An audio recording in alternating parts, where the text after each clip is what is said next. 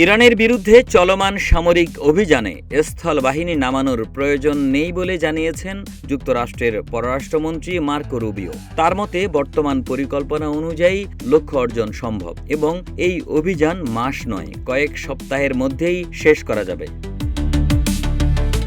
ফ্রান্সে G7 বৈঠক শেষে সাংবাদিকদের রুবিও বলেন, যুক্তরাষ্ট্র এখন পর্যন্ত নির্ধারিত সময়সূচির মধ্যেই এগোচ্ছে, এমনকি কিছু ক্ষেত্রে পরিকল্পনার আগেও রয়েছে। তবে সম্ভাব্য পরিস্থিতি মোকাবেলায় অঞ্চলটিতে সীমিত সংখ্যক সেনা মোতায়েন রাখা হয়েছে, যাতে প্রয়োজন হলে দ্রুত সিদ্ধান্ত নেওয়া যায়। এর মধ্যেই ইরানে নতুন করে হামলার খবর পাওয়া গেছে। দেশটির গণমাধ্যম জানিয়েছে, একটি পরিত্যক্ত পারমাণবিক গবেষণা রিঅ্যাক্টর এবং ইউরেনিয়াম প্রক্রিয়াজাতকরণ সংশ্লিষ্ট স্থাপনায় আঘাত করা হয়েছে। আন্তর্জাতিক পরমাণু শক্তি সংস্থা জানিয়েছে, এসব ঘটনায় বিকিরণ ছড়ানোর কোনো ঝুঁকি তৈরি হয়নি।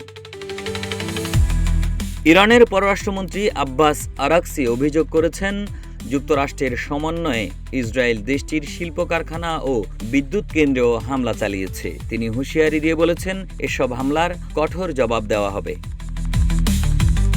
অন্যদিকে যুক্তরাষ্ট্রের পক্ষ থেকে পাঠানো 15 দফা প্রস্তাব নিয়ে এখনও সিদ্ধান্ত নেয়নি তেহরান। কূটনৈতিক আলোচনার আহ্বানের মধ্যে হামলা অব্যাহত থাকায় পরিস্থিতিকে অসহনীয় বলে উল্লেখ করেছে ইরান। গোয়েন্দা তথ্য অনুযায়ী এখন পর্যন্ত ইরানের ক্ষেপণাস্ত্র ও ড্রোন সক্ষমতার মাত্র 1/3 ধ্বংস করা হয়েছে। বাকি অংশ এখনও সক্রিয় থাকায় সংঘাত আরও দীর্ঘায়িত হওয়ার শঙ্কা রয়েছে। এদিকে যুদ্ধের প্রভাব পড়েছে বৈশ্বিক জ্বালানি বাজারেও। তেলের দাম উল্লেখযোগ্যভাবে বেড়ে যাওয়ায় বিশ্ব অর্থনীতিতে নতুন করে চাপ তৈরি হচ্ছে।